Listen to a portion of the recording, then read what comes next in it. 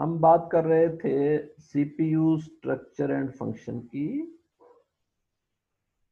और इसमें हमने प्रोसेसर ऑर्गेनाइजेशन की बात की थी बेटा।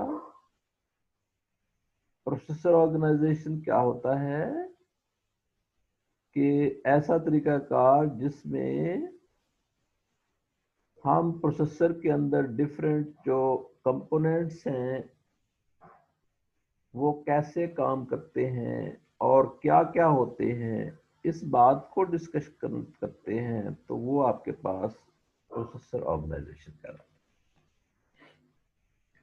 how the components are organized, established and connected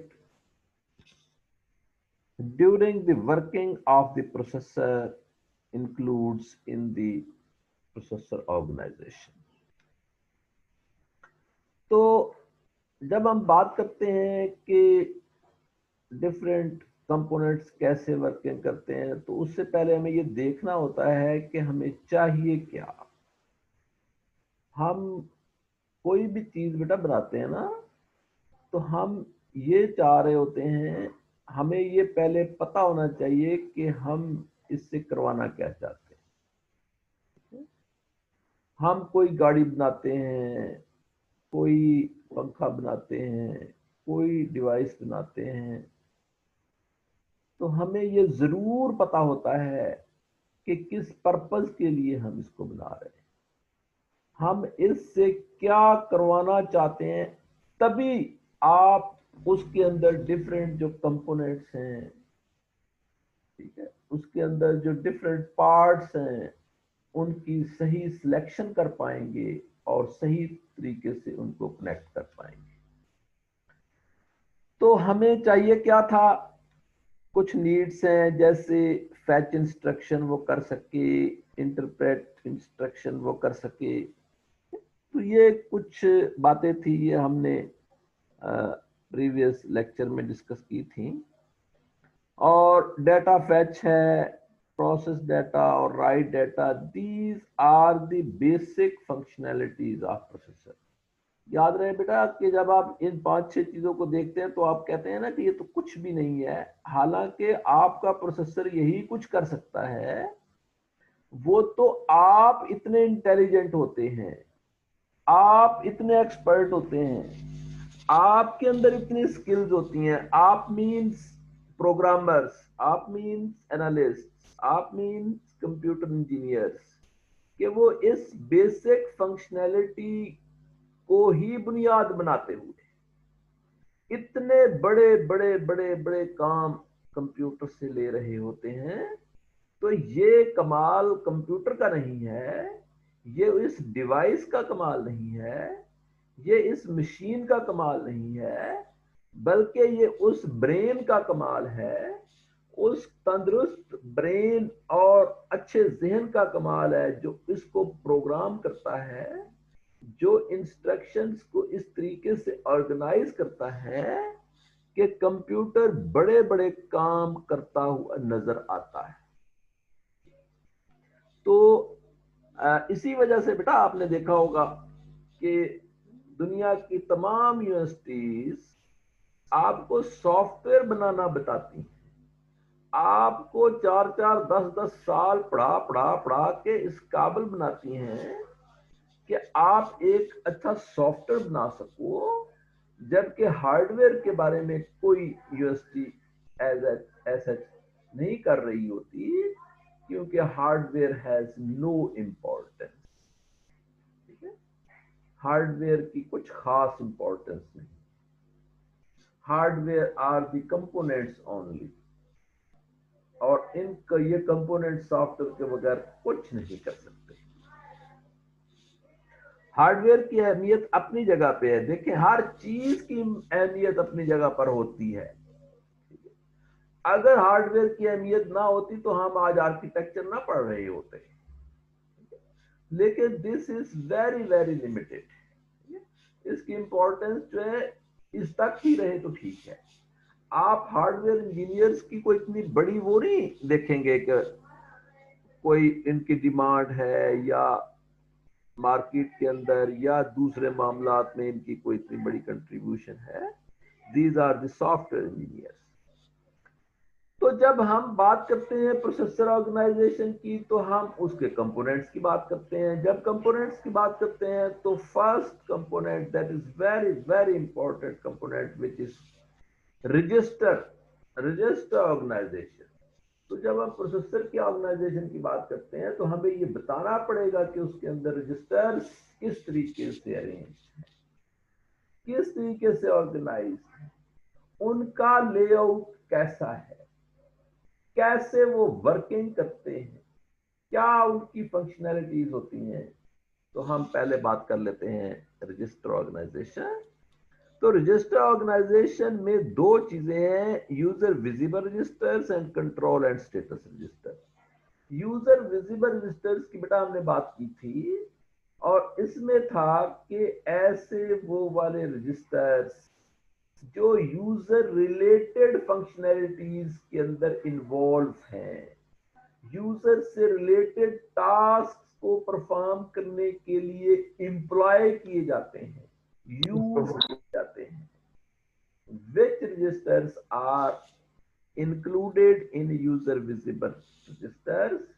इसका मतलब ये नहीं है कि ऐसे वो वाले रजिस्टर जो आपको नजर आ रहे हों, ऐसी बात नहीं है, बल्कि ऐसी बात है कि ऐसे वो वाले रजिस्टर्स जिनको यूजर से रिलेटेड टास्क को परफॉर्म करने के अंदर महसूस किया जाता हो, तो वो रजिस्टर्स जो हैं यूजर विजिबल रजिस्टर्स कहलाते हैं। कंट्रोल एंड स्टेटस रजिस्टर जिसकी हमने बात करनी है, ऐसे वो वाले रजिस्टर यूजर से रिलेटेड इंटरनल फंक्शनैलिटीज, प्रोसेसर से रिलेटेड इंटरनल फंक्शनैलिटीज, प्रोसेसर को अपने आप को मेंटेन करने के लिए, अपनी फंक्शनैलिटी को सेट करने के लिए, अपने आप को वेल ऑर्गेनाइज करने के लिए यूज होते हैं, that are included in control and status registers. इसकी हम बात करेंगे। उसके बाद यूजर विजिबल रजिस्टर्स जो हैं,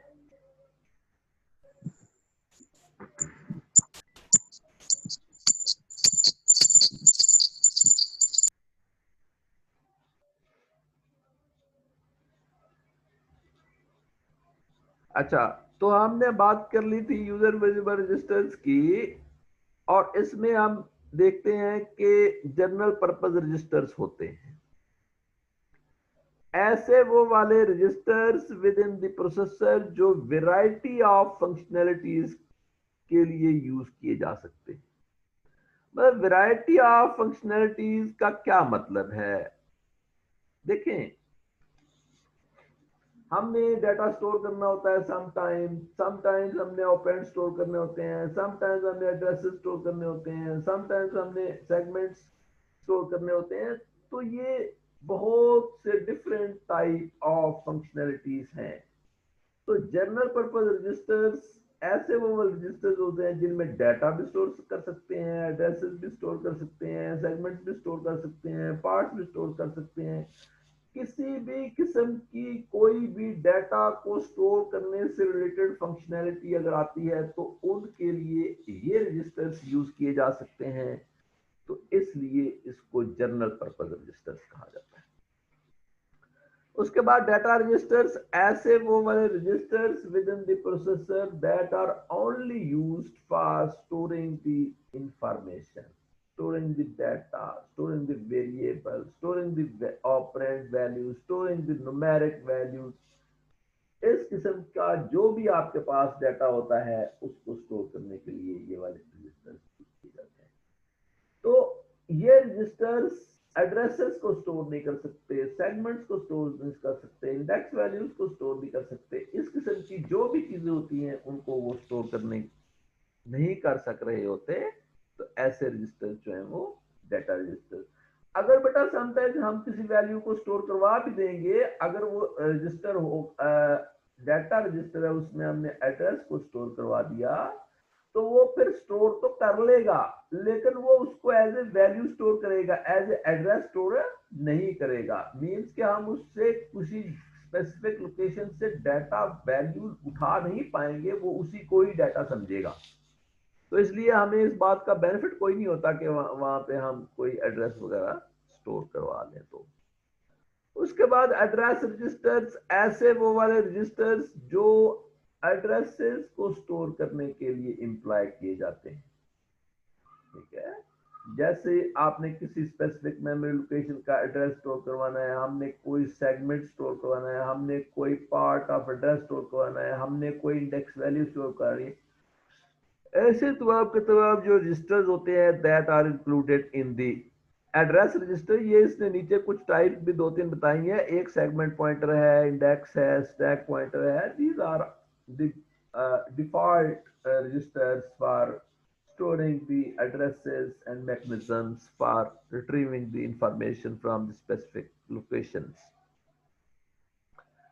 उसके बाद यहाँ पर ये हमने कुछ पढ़ लिया था, मेरा ख्याल कंडीशन कोड की बात की नहीं थी, चलें इसको रहने दें।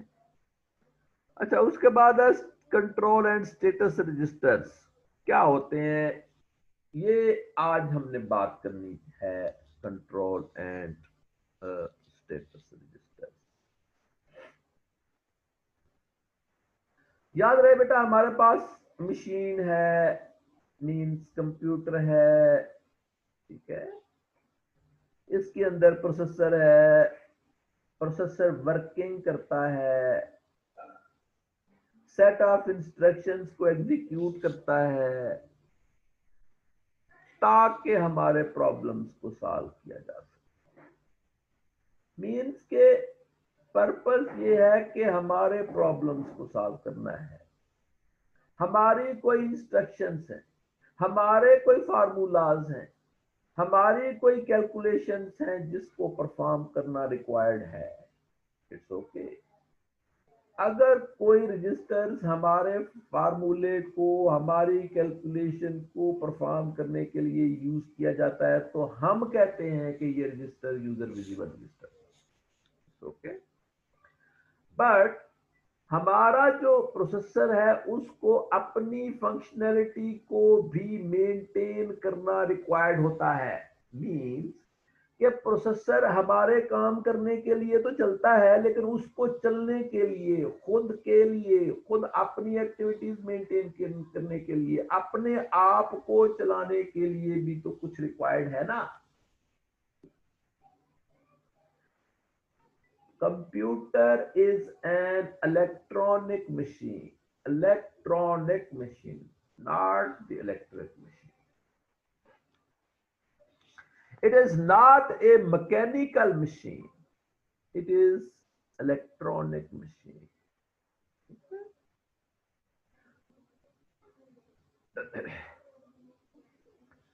इसलिए ये भी खुद प्रोसेसर जो चलता है, अपने आप को मेंटेन जो करता है, this is due to some instructions. इसको मेंटेन करने के लिए इंस्ट्रक्शंस रिक्वायर्ड है, जो हमने इंस्ट्रक्शन सेट के अंदर डाल दी। प्रॉब्लम नहीं है बेटा, हमने डाल दी, कोई मसला वाली बात नहीं। उन्हीं को फॉलो करते हुए ये अपने आप को चलाता है, मेंटेन रखता है, ताकि हमारी कैलकुलेशंस परफॉर्म करे। अब बेटा जो कुछ मैं बताना चाह रहा हूं उसके लिए बैकग्राउंड सेट हो गया है, एनवायरनमेंट सेट हो गया है, आप समझ चुके हैं कि क्या सिचुएशन है। अब मैं डेफिनेशन करता हूं कि ऐसे वो वाले registers within the processor जो इंप्लॉय किए जाते हैं, यूज किए जाते हैं ताकि प्रोसेसर अपनी फंक्शनैलिटीज को, अपने आप को चलाने के लिए, अपनी वर्किंग को मेंटेन करने के लिए यूज करता है। तो ऐसे registers included in status and control registers. दोबारा डेफिनेशन सुनेंगे। ऐसे वो वाले registers within the processor जो प्रोसेसर की अपनी ही एक्टिविटीज को मेंटेन करने के लिए यूजर, ऐसे वो वाले रजिस्टर जो प्रोसेसर के अंदर उसकी फंक्शनैलिटी को मेंटेन करने के लिए, उसी प्रोसेसर को चलाने के लिए इंप्लॉय किए जाते हैं, यूज किए जाते हैं, that are included in control and status registers.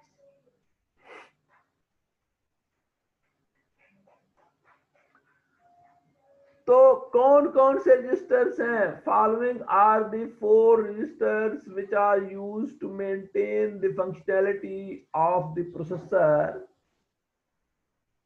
that are program counter. Number 1, program counter.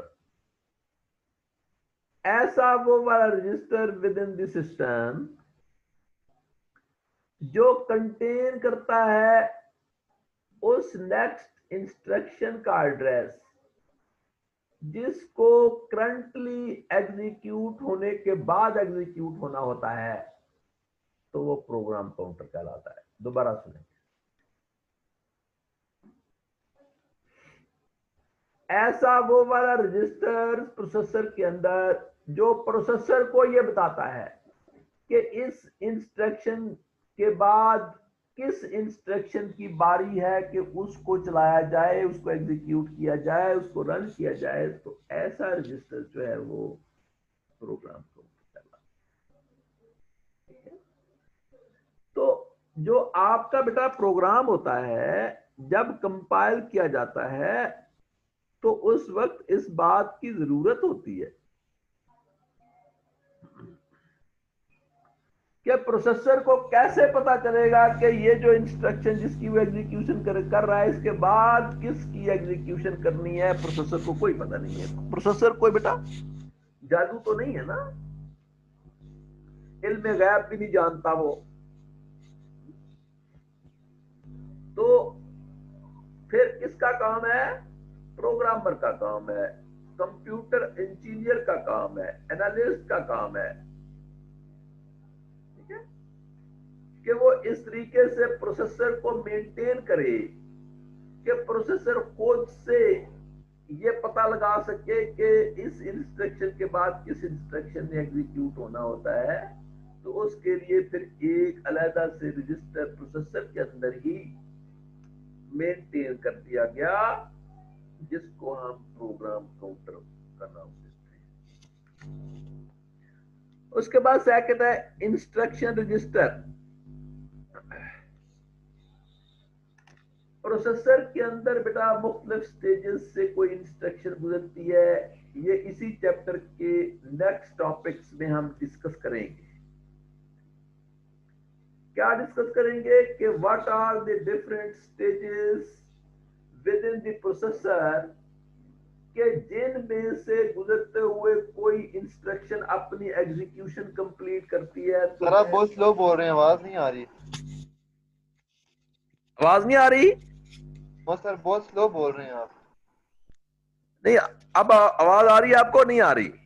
Ji sir अब ठीक है। वो ठीक है, अब ठीक है सर, अब ठीक है।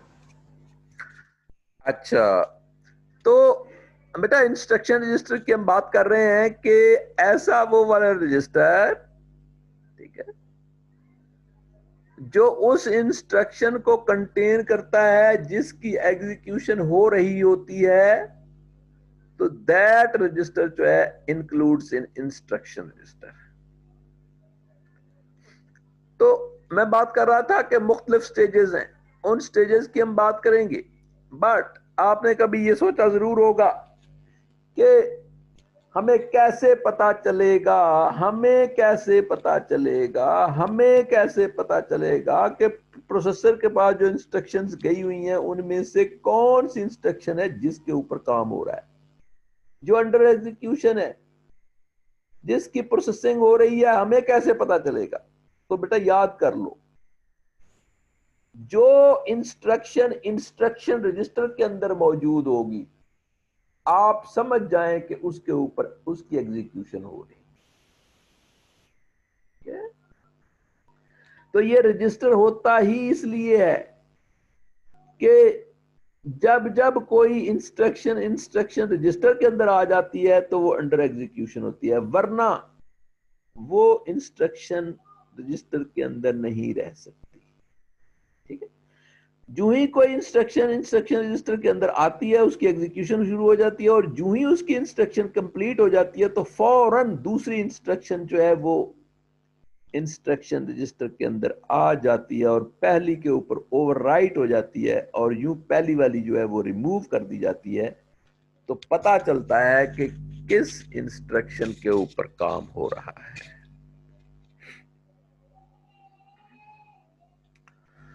उसके बाद है memory address register. Memory address register क्या है?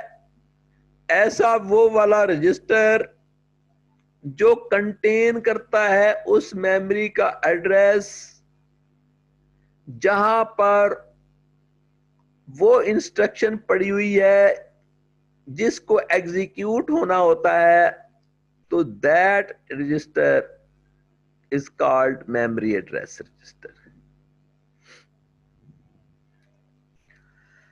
तो ऐसा वो वाला register with in the processor जो कंटेन करता है मेमोरी का एड्रेस जहां से इंस्ट्रक्शंस को उठाना होता है, तो that is included in the memory address register. तो इस डेफिनेशन लिखिए, contain the address of the location in memory.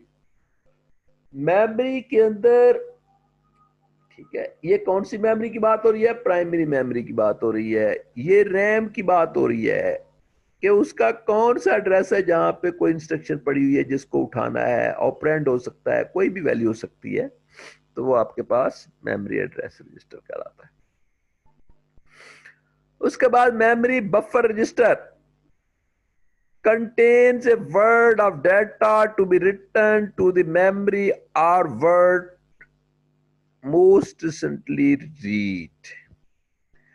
देखिए बेटा, कोई भी इंस्ट्रक्शन जब प्रोसेसर के अंदर आती है, मीन्स के इंस्ट्रक्शन रजिस्टर में आती है ताकि एग्जीक्यूशन उसकी परफॉर्म की जा सके, तो वो आते हुए भी एक रजिस्टर में स्टोर की जाती है और जाते हुए भी रजिस्टर में स्टोर की जाती है। ठीक है, यानी कि जब डाटा मेमोरी से हम रीड करते हैं तो भी वो प्रोसेसर में जब आता है तो एग्जीक्यूशन से पहले एक रजिस्टर में स्टोर किया जाता है, और जब रिजल्ट्स कैलकुलेट हो जाते हैं और उन रिजल्ट्स को हम मेमोरी पे सेंड करने जा रहे होते हैं तो भी वो एक रजिस्टर में स्टोर किए जाते हैं। यानी हर आने वाला डाटा भी थोड़ी देर के लिए एक रजिस्टर में स्टोर किया जाता है और हर जाने वाला डाटा भी प्रोसेसर से एक रजिस्टर में स्टोर किया जाता है, और उस रजिस्टर का नाम है मेमोरी बफर रजिस्टर। यानी कि जो भी इंस्ट्रक्शंस आती हैं उनकी बफरिंग करता है, उनको कुछ देर के लिए वहां पे वो स्टोर करता है। इसकी रीजन क्या है बेटा? याद रहे कि इंस्ट्रक्शन रजिस्टर के अंदर जो इंस्ट्रक्शन होती है वो एग्जीक्यूट हो रही होती है, उसकी प्रोसेसिंग हो रही होती है। ठीक है, अगर हम बफर रजिस्टर में डाटा को रीड नहीं करेंगे तो इसका मतलब है मेमोरी से डायरेक्ट हमें इंस्ट्रक्शन रजिस्टर के अंदर रीड करना पड़ेगा, और इसके लिए ज्यादा टाइम भी लग सकता है। ठीक है, क्योंकि एक एड्रेस उठाना है, उस एड्रेस पे जाना है, वहां से वैल्यू उठानी है, फिर वो इंस्ट्रक्शन रजिस्टर में आएगी, फिर एग्जीक्यूशन होगी, तो ये एक लंबा प्रोसेस है। तो इसलिए एक ऐसा रजिस्टर साथ रख दिया जाता है जिसमें इंफॉर्मेशन मेमोरी से रीड होकर के आ जाती है। जब जो ही इंस्ट्रक्शन रजिस्टर अपनी इंस्ट्रक्शन की एग्जीक्यूशन कंप्लीट करता है तो मेमोरी बफर रजिस्टर से फौरन दूसरी इंस्ट्रक्शन प्रोवाइड कर दी जाती है ताकि सिस्टम की परफॉर्मेंस बहाल रखी जा सके और उसको इंप्रूव किया जा सके। तो नेक्स्ट है बेटा ये जो एक नीचे है कि PSW, ठीक है, प्रोग्राम स्टेटस वर्ड, एक रजिस्टर होता है जो सिस्टम की वैल्यूज को मेंटेन करने के लिए यूज होता है। ये चार तो रजिस्टर थे ना बेटा नीचे, ये कुछ एक और रजिस्टर है जिसको PSW कहते हैं। तो इसको इसके भी डिफरेंट फील्ड्स हैं, ठीक है। तो इनको आप फ्लैग रजिस्टर्स भी कहते हैं, जैसे साइन है, जीरो है, कैरी है, इक्वल है, ओवरफ्लो है, इंटरप्ट, इनेबल, डिसेबल है, ठीक है। इसमें कोई इतना बड़ा मसला है नहीं है, इसको आप खुद थोड़ा सा पढ़ लीजिएगा। क्यों भाई, काफी आज के लिए? यस सर, काफी है। ठीक है बेटा, ठीक है। थोड़ी बहुत तैयारी भी यार साथ साथ किया करो।